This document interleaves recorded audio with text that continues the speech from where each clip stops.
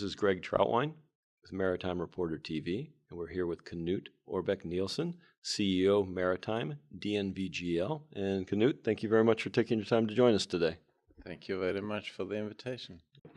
Knut, I know you well. We've had many conversations and interviews over the years, but for our viewers and readers who are not so familiar with yourself, can you give me a brief biography of your career and an overview of your responsibilities? Sure. So I'm, as you said, the CEO of DNV GL Maritime. I've been in the position for about 1.5 years.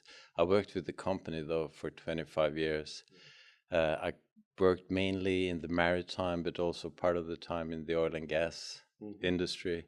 I'm a civil engineer of background, and I'm enjoying a lot to work in the shipping industry. So with, and Knut, I know from my experience with DNV GL, you're a very progressive organization in looking at future trends. But when you look at the maritime industry today, what do you see? Well, I see an industry that is, in a lot of distress at the moment. I mean, we are basically facing oversupply in most segments. The only exception is basically the cruise and the passenger ro-packs segments. But apart from that, I think most segments are struggling, whether it's the drilling units or the bulkers or the containers. And we are basically facing a tremendous super cycle that we enjoyed over the past 10 years, being the globalization of industries at large, but also China coming out of communism and really trying to, play a much more dominant role in the manufacturing and commercial sides of industry. So that is something that will not come back, and I think for the next few years we will be faced with oversupply in quite a lot of segments until the markets balance out. Okay. So Knut, obviously one of the few bright spots that we see today is generally in the passenger vessel, but also in the bigger ship side, the cruise sector. Can you give a little more specifics on what you're seeing? Why is this sector doing well today? Yeah, so if we start off with the cruise segment, so this is enjoying a tremendous growth. I mean, passenger numbers are up. There are more destinations. We also see growth in the Chinese market, which holds a lot of potential going forward.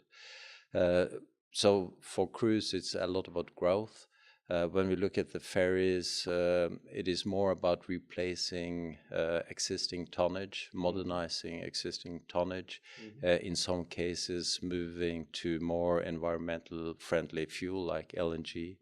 So there are basically different drivers, but all the same, there is some sentiment for ordering new builds in both of these segments. Okay.